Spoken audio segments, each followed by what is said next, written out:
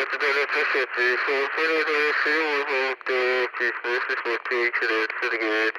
were broken. What's your status? Hey everybody, welcome to Code 4 Cooking. I'm Jeff, and this is our new show called Status Check. And in this show, we're going to be talking about food, first responders, mental health, public perception, EMS operations, operations of first responders in general. But first episode, we're going to tell you what it's all about.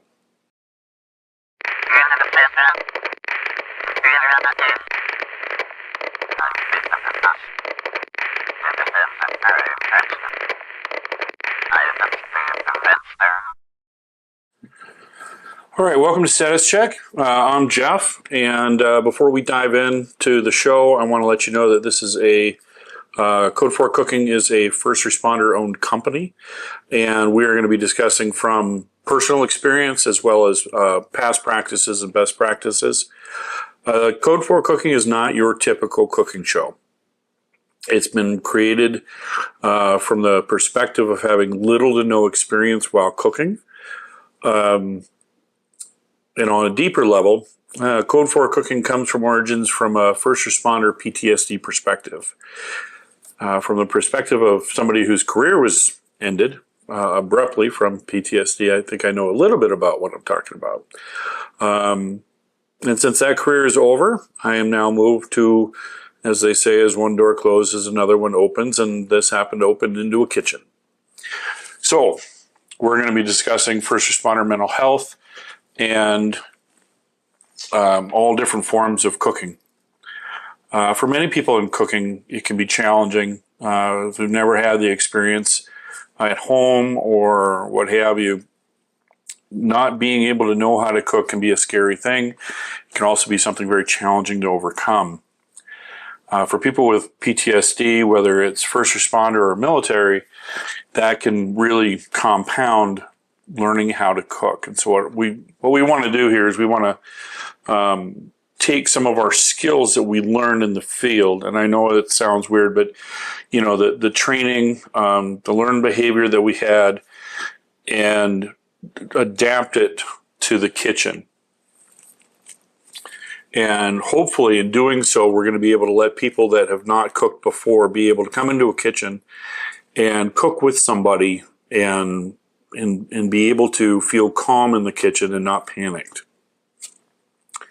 So Code 4 Cooking is designed to reduce or eliminate the stigma of cooking, as well as giving a controlled space to relieve your stress. You know, come home from a day on the job, or if you're just learning how to cook, to come into the kitchen and feel comfortable with it. The determination, vigilance, dedication, it's all required in the kitchen. You need that focus, and being able to take that focus away from thinking about everything that's happened through the day and apply it in the kitchen can really alleviate a lot of that stress. It's not going to take it away, and this isn't a fix-all. What it is the ability for people to be able to learn how to cook and take some of that stress away, and then feel good about it when you have created something with your own hands and getting better with your own skills. You know, so many of the cooking shows out there cater to people who already know how to cook. You know, obviously, since it's entertainment, it's TV, nobody wants to let reality get in the way of a good time. But if you're learning how to cook and you're watching all these shows, they're just way too intimidating to watch these chefs make these just amazing meals. I love watching the shows too. I mean, they're a ton of fun to watch. But they're making 1 to 2 meals in 20 minutes, and reality just isn't there. You know, for most of us, we're talking 20 minutes of just prep time. So a lot of what has been done for TV isn't really good for us to learn off of. 20 to 30 minutes for the show, but it's really, you know, anywhere from 30, 60 minutes to an hour to actually make the meals.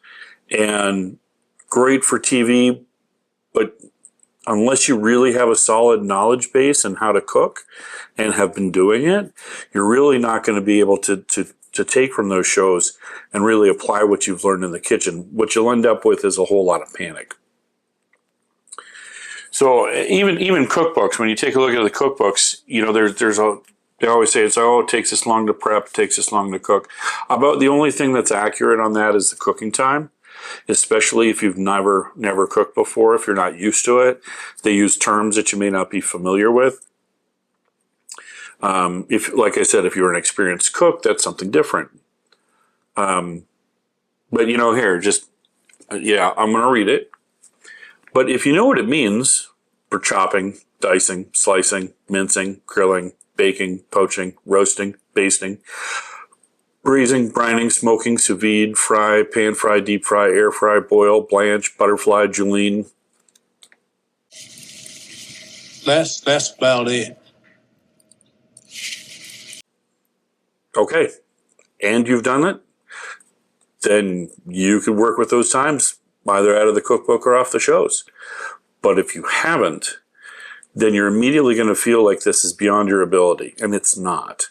So rather than assume you know all of these terms and know how to do all these things, we take the approach of being a partner. We're going to work as your partner. We're going to work together, and we're going to take each step together to hopefully create a no stress environment. When we can, we're going to give breaks. So if we have an extended prep time on a meal where before we actually get into the cooking, we've already spent, say, 20, 25 minutes of prepping everything, then we're going to take a few minutes break. We're going to say just, come back when you're ready to start cooking. And, we're going to go ahead, and then when you come back, we'll start up all the pots and pans and cooking. So we're also talking about safety. We want to be a safe environment. So we're going to talk safety tips when you're working with the food. We're going to talk safety tips when you're working with the pots and pans, whether it's on the stove, in the oven, microwave, what have you. Some of our shows are short, quick tutorials. Others are, breakfast, lunch, dinner, full meals. Some of those meals may only be 20 minutes, 15-minute, 20-minute cook time. Some of them could be an hour and a half. For the extended cook times, I'm not going to keep you having to stare at me for an hour and a half. All right, those are the ones where we're going to say, it's like, okay, well, now this needs to go into the oven for the next 45 minutes. That's when we're going to say set a timer for 40 minutes and then come back. In the meantime, that's when we want you to relax. I don't want you running off to do laundry or what have you. Obviously, if you're chasing kids, you got to chase the kids, but make sure that you have that timer set to come back to the kitchen. And if you're not chasing the kids or have immediate obligations, take that time to relax. Pet your dog, get a cup of coffee, what have you. Sit down, start watching a show to relax a little bit. Don't watch a cooking show, but watch a show to relax a little bit. And then when your alarm comes off, then it's going to be time to come back in.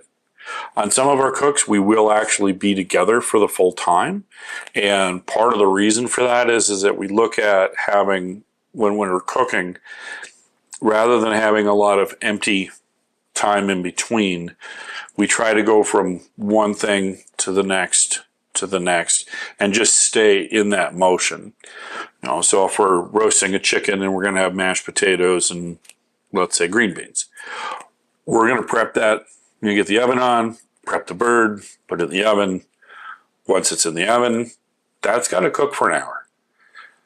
So rather than have an hour break, we're going to go ahead then and take our time and get our potatoes ready, get them boiling, get our green beans ready, get them cooking. And then by the time our mashed potatoes are done, after we've boiled them and done all the things we need to do to them and the green beans, our chicken should be about done.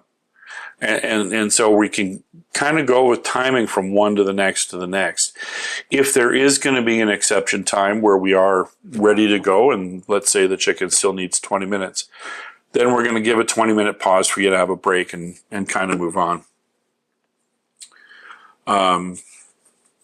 First responder PTSD, military PTSD is very different than PTSD from the general population.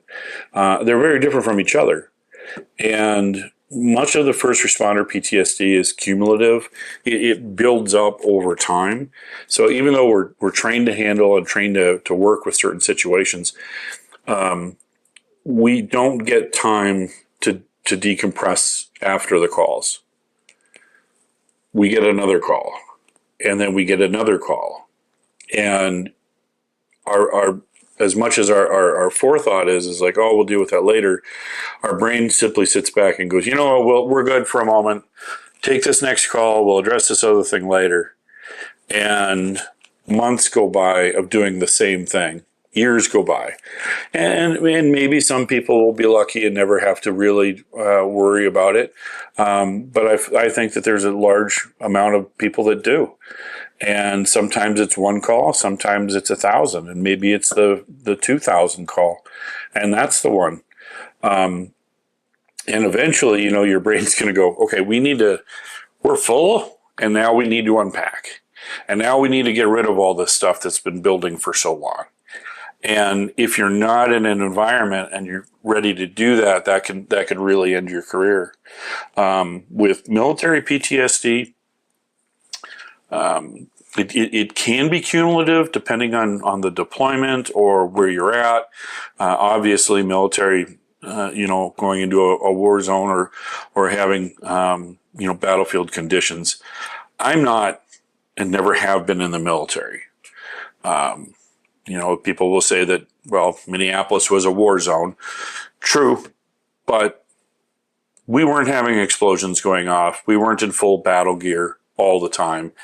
So it may be a single event for military. It may be cumulative. There's a lot going on.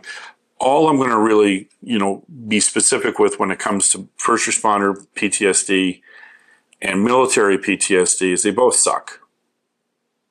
They're both debilitating. They both have their awfulness, and there are different approaches to handling and unpacking so that your brain can start to deal with these things.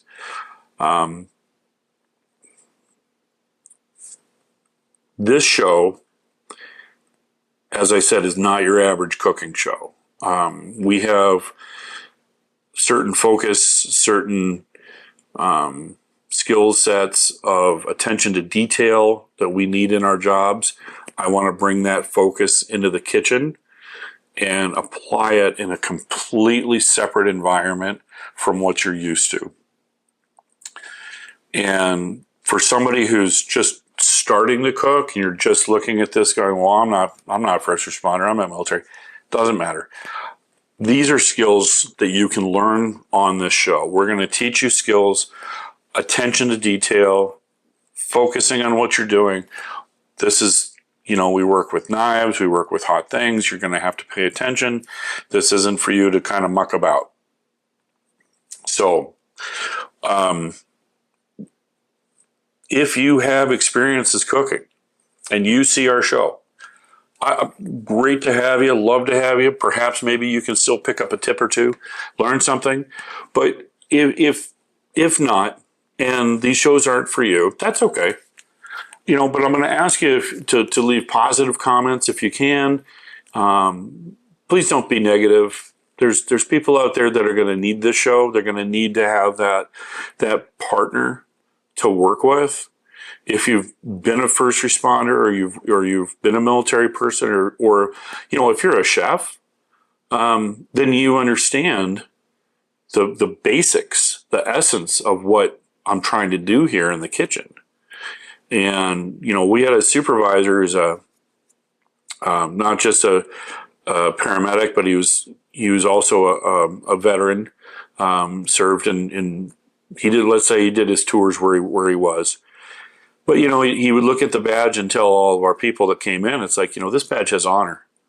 Don't tarnish it. And that's something here. I want this to be an honorable show. I'm not calling anybody out. I want a safe space. I hate that term, but I want a safe space, a quiet space, a place for people to come learn to cook your meals, feel good about it. And move on. I mean, maybe you can take and watch one or two of these videos and say, oh man, I'm going to take my kid and we're going to get together. We're going to make this together. Well, now you've got a family event. I want this to be a wholesome, quiet, calming area. If there's somebody out there that wants to learn how to cook, send them our way. Like I said, they don't have to be a first responder or military. We want everybody to learn how to cook. 50%, it's my understanding, is 50% of the population don't know how to cook. Well, over the last couple years, couple decades, nobody's been around to teach. There's been a lot of changes in that. And, family's busy and things of that nature, but this is a place where they can come and learn. And if you have left with PTSD, if you haven't left with PTSD, you don't understand the value that this show can have, that the people that are suffering from PTSD, so many of them, many times, aren't going to admit it to themselves until they're really on their way out. If you know somebody like that, send them over. Maybe we can help bring out some of that, get them help early. Maybe the show will help kind of curb the edges for them. Bring them back to working with their family and friends again. And, when people get low with disability, they get low and they really feel like they've let their unit down, their partners down, the agency down, their families down. And then they start really feeling like they're alone, like nobody else is here, nobody else is dealing with it, it's just me. And now you've got a place to come. You've got a place to come. You're never out of the fight here at Code 4 Cooking. You're always going to have somebody to cook with, so you're never alone. If you're feeling run down and you're feeling like there isn't a whole lot to get out, come here. Let's just, even if you just watch the show, come watch the show, learn a little bit, and then maybe next time you go to the kitchen, you can pull up an episode and try it yourself. I really want people to be able to leave positive comments. I know that there's always going to be the trolls out there that want to say something just to kind of make their point. We don't need that. We don't need you to make your point here. Make it somewhere else, and not with us. I want this to be a place where, share your opinions, and if you have a comment or concern, absolutely, please leave it in the comments. I would love to hear different ways of doing things and learning new techniques. I'm all for that. And I'm all for you sharing. If somebody has a question and you think you have a great answer for it, great. I think that's awesome. Sharing of ideas, sharing of recipes, tips and tricks to save us time. If you find you've got a whole week or two worth of meals that you know how to pack to go out on the trucks. So, you get up in the morning, you pack your lunch and you go, and you've already made those for a week. Share those meals. Tell us what you've done and how you've been able to kind of prep ahead of time so that we can be there. We're going to talk about things on these episodes that are going to be, as I said before at the beginning, we're going to be talking food, we're going to be talking recipes, but we're also going to be talking about, the way the life is, where we come from, how EMS and first responders kind of evolved and what effects it's had on society and what societal effects have had on the job. So we're going to talk about all those things. I would hope that you could like and subscribe to all these. Share with your friends. Go to code4cooking.net. We've got other tutorials. We've got cooking shows. Like I said, we're going to have more status check out there that's going to be talking about a lot of the day-to-day grind. As we get up and running, if something pops up in the news, we'll probably share on that too to maybe lend a different perspective that we're not always allowed to share. I know that as a first responder, we were forbidden for talking out in public on a lot of issues. I think that we need to be able to have a voice to be able to go forward and talk about these things and share with the public. our perspective. And since I'm not attached to any agencies, I'm not restricted. Yes, I know there's HIP out there for the stuff I've done in the past, but there's nothing to say that I can't talk about the general goings on. So I'm going to let you go from there. That's what Code 4 Cooking is all about. We want to have a nice, quiet, relaxing space for you guys to come in, learn some cooking skills, cook some good meals, feel good about what it is that you're doing, and then go forth and share it. And if it turns out great, all the better. Share that with us as well. Tell us what you've tried. Tell us what you'd like to try. And hopefully we'll be able to get some of your recipes out here on the show. You go to our website at code4cooking.net. We have a small shop. It's got some t-shirts and things on there. You can take a look and see if you'd like to get those. And if not, if you want to donate anything that you can donate to us, even if it's just the value of a cup of coffee, something to help keep us getting our food in here to be able to help making this content and get it out there to the people that actually, really need to know these things. So again, I'm Jeff. Welcome to Code 4 Cooking, Status Check, and we're going to see you back here. More tutorials, more cooking videos, more Status Check, and hopefully we'll see you back here soon. All right. Till then, take care. Remember, you're never out of the fight and you're never alone. See you soon.